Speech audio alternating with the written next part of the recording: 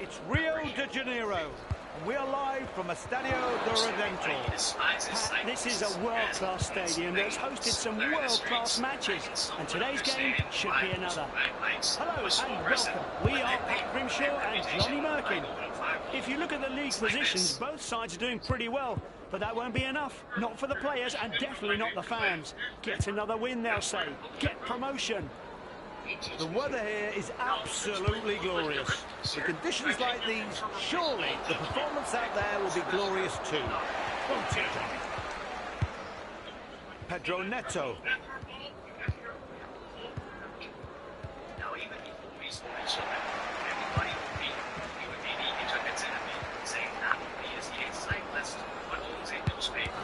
saves, but the ball's gone loose. There's a rebound. Too much power in that to call it a cross. No one can make that. Valverde. McTominay. Romelu Lukaku. Spoiled for choice. Neto. His teammates are waiting in the area. The ball is out of the box now.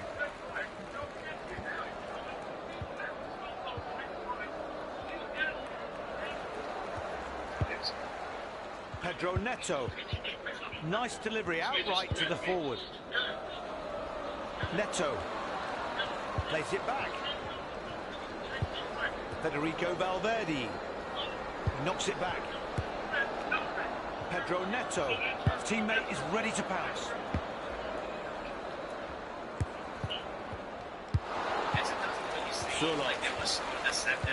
It's past the attacking midfielder. The story keeps on getting Neto. It's OP stated that they have evidence that their mother never hit Mateus Cunha. even crossed into the bike lane, but the cyclist still chased her down. Implies trying to identify this. The hosts are up for this.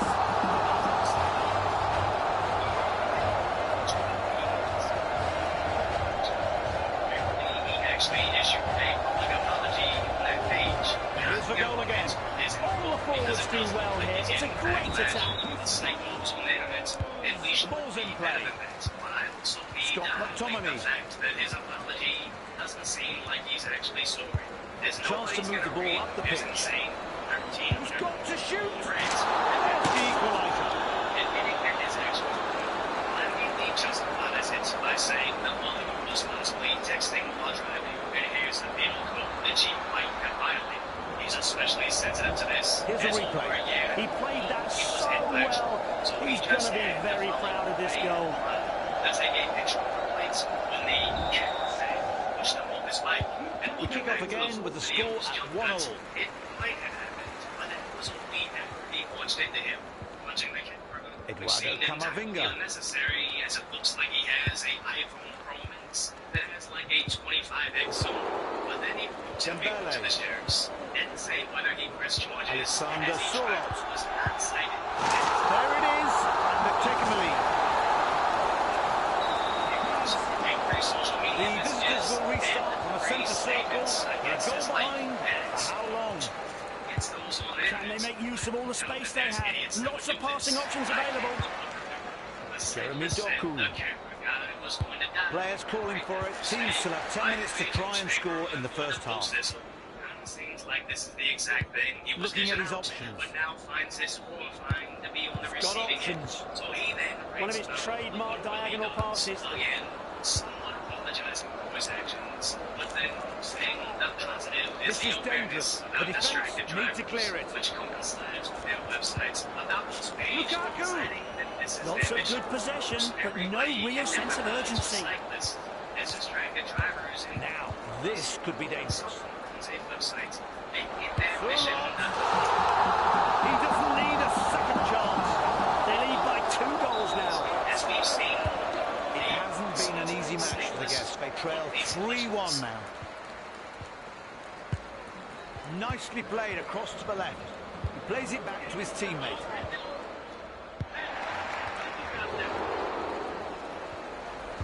A choice of passes. 2 extra minutes of stoppage time to play. Unbelievable. Another goal. Excellent. But they can't stop now. The match is a real scoring bonanza. We've seen 5 goals already.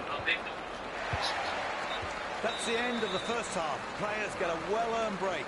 Great football all round, but the host was slightly... It's sad as at this point, people were actually cheering on the truck driver. But as somebody that has personally had their motorcycle totaled in an accident caused by an idiot driver that had no business even having a license, I want to empathize with the cyclists. But that'll never catch on as long as idiots go viral for following, filming, and fighting drivers or shouting, "I own a newspaper, you'll regret this." Stronger, as the score suggests. We appreciate And the second half is underway. The tragic status that is today's reality. So comfortable on the ball. And you'll subscribe to Decoy. And if you want more daily Diaz. content, check out my live stream The channel. defence can't switch off with the ball that close. What are they going for here? Ronaldo collects the ball easily.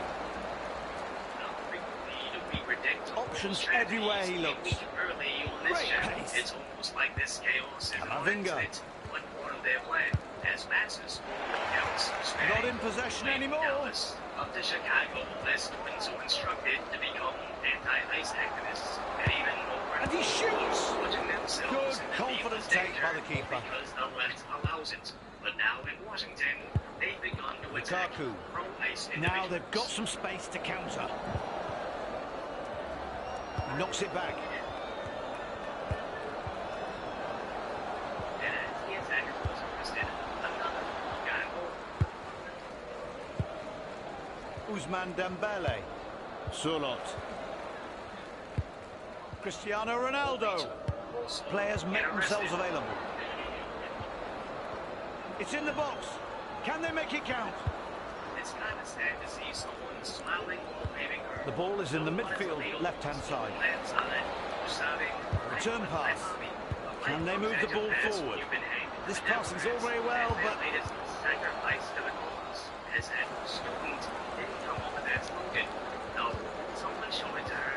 Lied about attacker, see, lied about what's happening, and placed her in lines to face real-life Romelu consequences. Lukaku. Also making fire notes, and again, lie about what's happening. broken into the area. It's a foul in the box. Oh, looks like a penalty to me, surely. There's the equaliser.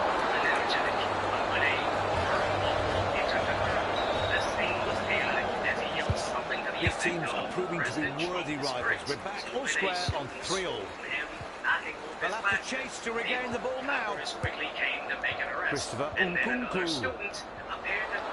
That's good. She was also arrested. That article couldn't be more misleading if they tried to, and I do believe they tried to mislead their readers, writing, "Evil foreign Trump supporter crashes peaceful protest until student swings, knocking off his glasses," which is just the mostly peaceful way of writing, "She punched him." But that's half as bad as saying, "Student taken to jail for throwing themselves on the ground," when there's multiple video angles showing her trying to physically stop the cops from arresting the other girl before falling to the... Excellent. One-on-one ends up going out. As we can all see the footage for ourselves, but they can't help but lie, as these so-called student walkouts are all resulting in attacks, as that last incident was in Washington, but this also occurred in Illinois. Student led protest outside of Aurora City Hall. Oh, no. Where vandals have a trouble playing with a bunch of engaged students. It's a long ball. Great work. But he doesn't hold on to it. The team has set up well for this match, especially dead ball situations. Those are spot on. Yes, all their set pieces are executed so well. The opposition is still struggling to know what to do.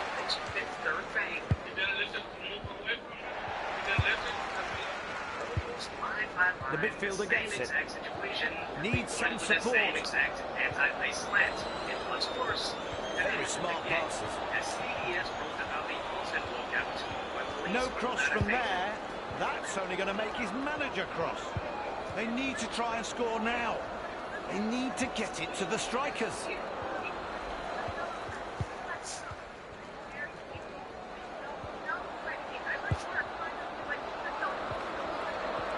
Surlot.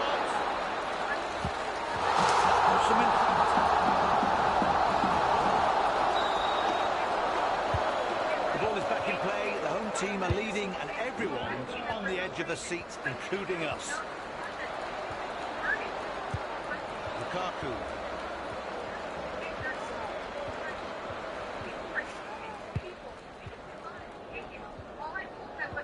So much for that effort. Can barely move. He looks spent. Conveniently omitting when she bumped into the police lady while screaming and Does well to carry it forward.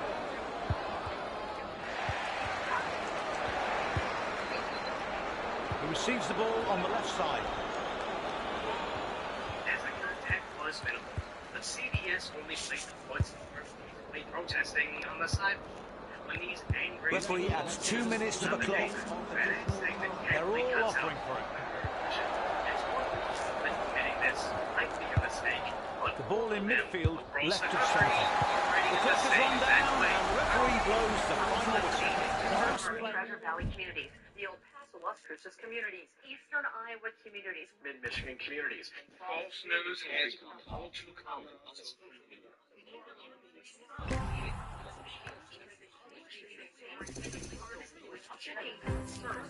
Unfortunately,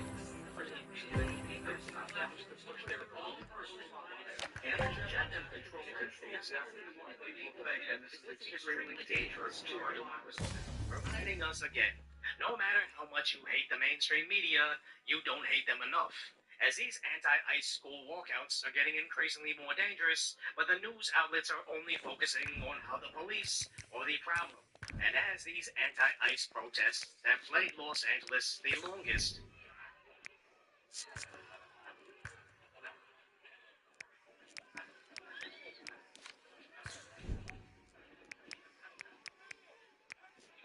local KTLA finally played when they were actually attacking the feds. Well, you know, what seemed to be a peaceful march and rally has turned into be a little more violent. So the student-led march that we showed you earlier on was about 100 or so people. They were marching through the Civic Center area, managed to make it over here to the federal detention area. That's when we saw that scuffle that just happened here with federal agents or federal police. So they are calling for additional backup here. You can see the tasers that are out and a baton. But brush it off as a clash. But at least this provides pressure on the schools to terminate a teacher that apparently helped the students escape the school to go to a protest, where he was fired within the hour of doing this, which I see as a win. Once you start setting the precedence of teachers are here to teach, not to turn the students into leftist activists, the other government employees will stop pushing the kids out to protest. But sadly, we predicted this weeks ago, and after several students were arrested, some of them even stabbed, and at least one teacher has been terminated, they've accomplished a grand total of nothing. Trump's still enforcing border laws, net migration continues to plummet, and the SAVE Act is getting passed through the Senate. You'd think these activists would stop sacrificing themselves, but that's only if they'd stop We've kicked off. and think for themselves. So if you appreciate my insights, I hold a commentary. This is looking like a well-supported forward move. Players making themselves available everywhere. Attacking right from the word go. I like it. The keeper will be angry. They were caught napping. Here's another look at the attack. This is a perfect example of how to play as a team. Quality goal. In the past 5 seasons, there have been 42 Premier League manager signings. That number felt crazy high. So, The referee blows, and we're off again. in every 5-year block since the beginning, Cunha. some mental positions in Premier League managers. Right striker. The crazy thing is that managers today make way more than they used to. Come on now, pass. The ball is out of the box now. Alexander Isak. £8 million per year. You're a legendary manager. When that's during his thing, he was supposed to be earning a wage of £12 million. After I go there today, Dembele. The attacking midfielder gets hold of the ball. He returns it. Another goal. That's class. And now they lead by 2. Previously have reportedly made £8, £9, £10 million a year in salaries too. So not only are clubs sacking managers far more frequently than they used to, they're doing so whilst paying managers a lot more than they did previously also, making the financial implications of a sacking far higher than ever before. I'm on a mission to bring business of sport to 1 million people, and today I'm going to bring you a video that I wanted to make for a very long time. Why are football club managers being sacked so much more than they used to, despite it costing so much to do so? I'm recording this video in the middle of January 2026, and so far this season there have been 6 managers that have been let go from their position already in the Premier League, halfway through the season. Nuno Espirito Santo, Andy Postecoglou, Graham Potter, Enzo Maresca, Vitor Pereira, and of course, Ruben Amorim. I'm going to bring you all the numbers, and the numbers are deeper than you think. Why does this keep happening? Why do football clubs spend so much in sacking managers? And is this a sustainable trend that will continue going forward? To start, it's probably worthwhile looking into what happens when you sack a manager, because it often means a football club has to pay out the remainder of a contract. That includes salaries, bonuses, and sometimes even loyalty payments. And sometimes those payouts can be very expensive. Check this. In simplest terms, let's say a manager signed a 3-year deal for £10 million a year. If they were sacked after 1 year, that means 10 million has been paid to the manager, 20 million is left outstanding. On paper, they'd have to pay that 20 million pounds to the manager on exit. Then there is staff, often physios, assistants, and other coaches into the management sphere, meaning that it's not just one person that you're letting go sometimes. It's usually some support staff too, meaning there's additional costs to pay out their contracts also. Let's look at some recent examples. Brendan Rodgers, when he managed Leicester City, was reportedly being paid £8 million a year for his post at Leicester City. At one point, results were collapsing on the pitch, but Leicester at the same time, So we're off. £1 million probably should have been let go. Kangin Lee. Doing so very well. And that probably played a part. Lots of good offers. Where's he going to play it? The results were so bad that And he goes for it. The teams are eager to get in first. We've barely started and they're already attacking. No goal yet, but they do have a corner. This is a good get by the keeper. He shouldn't be disappointed it's a corner. They then hired Graham Potter for 5 years. Doesn't seem sure he wants to take this. He takes the corner. No taking any risks here. This is how He's spoiled for choice. Declan Rice. Not only have they signed 2 and Potter, but they've signed Jose Mourinho twice and Chris Williams. Plenty of options available to him. Let's not spend too long thinking. Trying his luck. Not an easy take, but he does so well. To the right, the defender has it. The counter-attack is on. A chance to move the ball up the pitch. Mateus Cunha.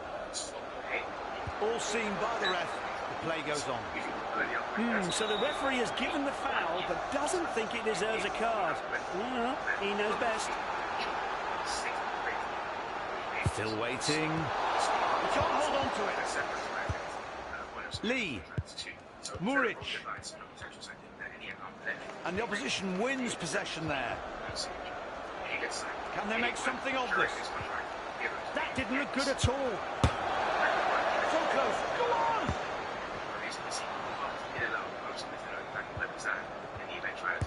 Options everywhere he looks. Maybe they can carve an opportunity out on the left. Aurelion Tchouameni. Very bad play there. He loses the ball.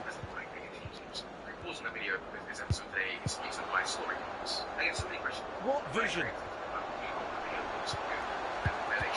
Well saved. Vedat Muric. The ball's gone and he's left stranded. He returns it. The defender on the ball on the right.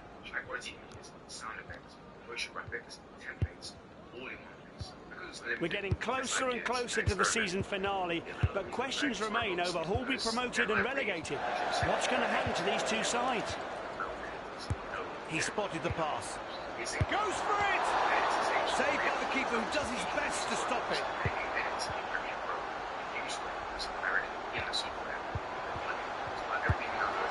He's given them the lead.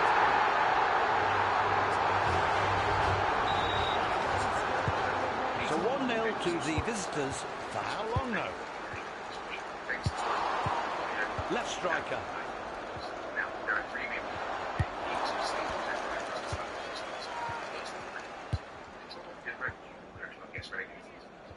Let's take this again. In their final Premier League season, Dembele. they made 177. Ademola Lookman. They lost possession too easily there. Alexander Sorloth. 9 more minutes for someone to score in the first half. That kind of hit reshapes everything. Move the ball to the right side of defence. Christopher Nkunku. Great support. Sorloth. Cunha.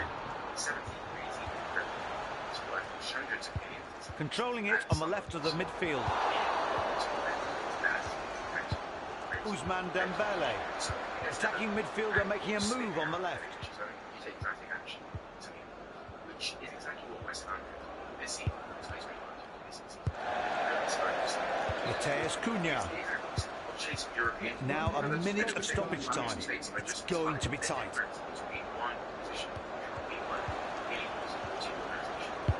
Has a goal!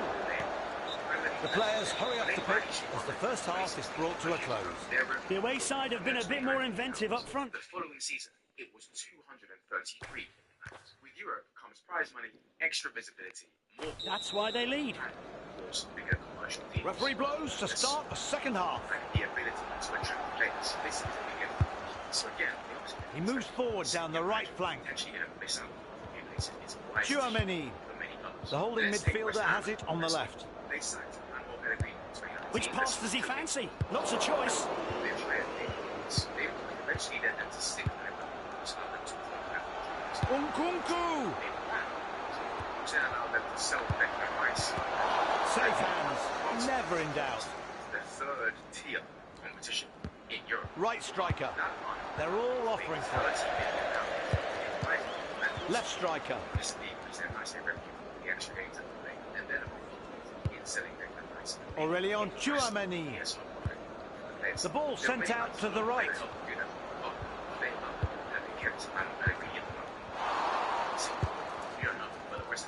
You can see right away that their physical training is outstanding. They're moving so fast across the pitch. They are looking good, no doubt about it. Be interesting to see how long they can maintain this pace. Right striker. Where's he going to play it? Doesn't want to offload yet.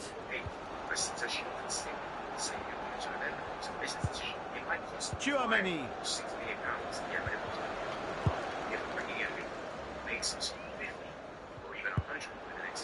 Nkunku. Oh, what close control. Sorloth. Wow, what a strike. And he's made the lead even more secure. And you can't rip out an entire recruitment department just like that and replace them with new scouts. But you can't sack the manager. Sometimes it's about optics and sending out a message that the club will not accept mediocrity. Roman Abramovich was a king at that. We've seen this in real time. Towards the end of Ole Gunnar Solskjaer's tenure, the outcry from fans and the media was loud. The same thing happened now. The pressure was loud too. Even though the Those restart knowing that being 2-0 down, they need a response. pressure has been strong outside and inside too. Owners will progress Barrett's Aurélien Tchouaméni. the easiest way to sense. It's not the way strategically, but it's definitely decisive. So those three courses, relegation, European bases. Nicely played into the right midfielder. Even if it's really expensive. What's just important? It's He holds the ball left of centre. Kangin Lee. He plays it back to his teammate. Players make themselves available, keeping the ball moving around the box. I have a bad feeling about this. 5 games post a new manager arriving, results improve. for the club, but long term, those results start to erode. In many cases, it actually makes it worse. In the Premier League, we see both sides. Alexander Sorloth opting to attack down the middle.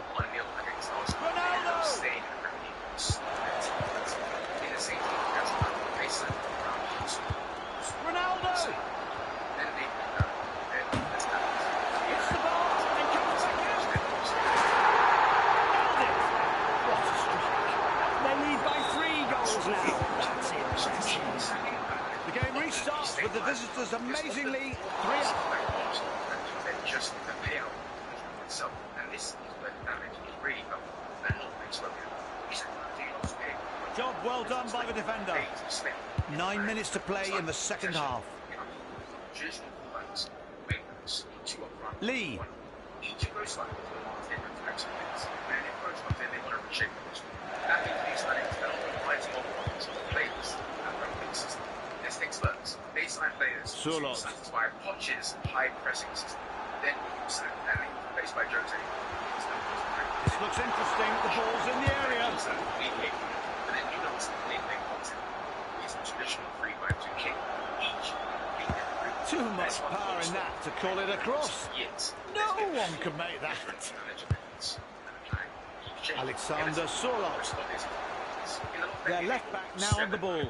Each brought in their own players. The result is a completely mismatched squad and several bloods of relegation. Referee adds 2 minutes to the clock. Spoiled for choice.